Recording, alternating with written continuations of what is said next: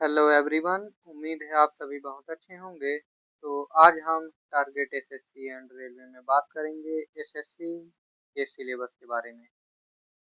देर न करते हुए शुरुआत करते हैं। आगे बढ़ने से पहले कहना चाहेंगे कि आप हमारे चैनल पर नए हैं तो हमारे चैनल को सब्सक्राइब करें।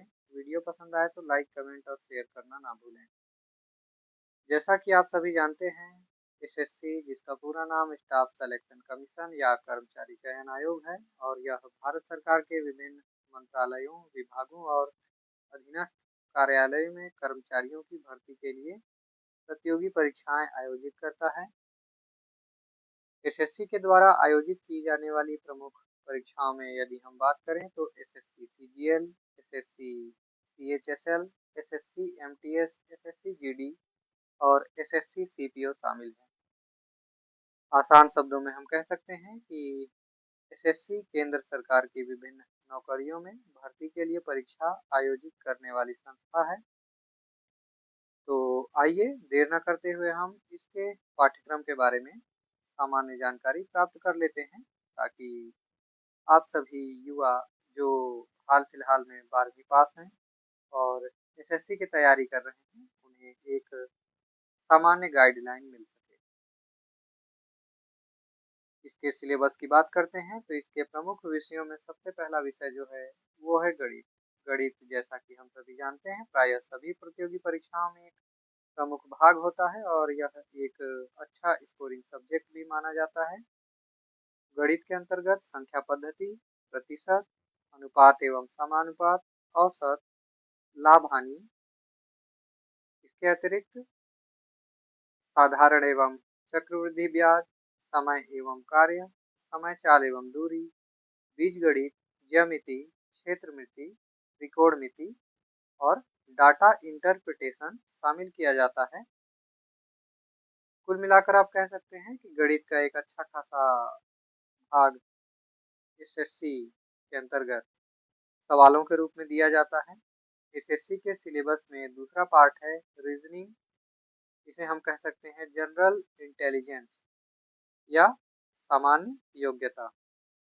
इसके अंतर्गत एनालॉजी, क्लासिफिकेशन, सीरीज, कोडिंग और decoding, Venn diagram, blood relation, direction test और सिलोसिज्म शामिल किया जाता है।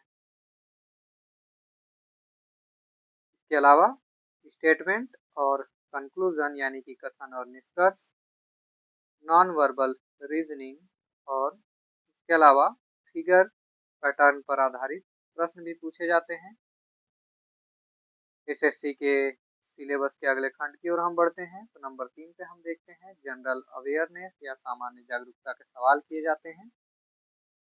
इसे हम जनरल नॉलेज भी कहते हैं। जनरल नॉलेज के अंतर्गत पूछे जाने वाले सवालों में भारतीय इतिहास, भारत भूगोल, भारतीय संविधान एवं राज्य व्यवस्था, भारतीय अर्थव्यवस्था, सामान्य विज्ञान, पर्यावरण, खेल और उसके अलावा महत्वपूर्ण दिवसों को शामिल किया जाता है। उसके अलावा राष्ट्रीय एवं अंतर्राष्ट्रीय स्तर की घटनाओं से भी सवाल किए जाते हैं और करंट अफेयर प्रमुखता से शामिल किया जाता है।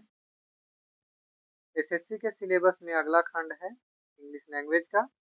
तो यहाँ अंग्रेजी भाषा के ज्ञान की आवश्यकता की उम्मीद की जाती है। सामान्य रूप से आप अंग्रेजी को जानें। इंग्लिश लैंग्वेज के अंतर्गत वोकेबुलरी, ग्रामर, साइनोनेम और antonym, spelling, phrases writing, one word substitution, उसके अलावा error detection, fill in the blank, active and passive voice, direct indirect speech इत्यादि सिलेबस में शामिल किए जाते हैं। उसके साथ ही क्लॉज टेस्ट और रीडिंग कॉम्प्रिहेंशन के भी सवाल किए जाते हैं। कुल मिलाकर एक ठीक ठाक सिलेबस आपको एसएससी में मिलेगा और आपको इन सभी चारों खंड के सिलेबस की तैयारी करनी होगी यदि आप एसएससी की परीक्षा में सफलता पाना चाहते हैं। तो आमतौर पर चारों विषयों में 25-25 प्रश्न होते हैं।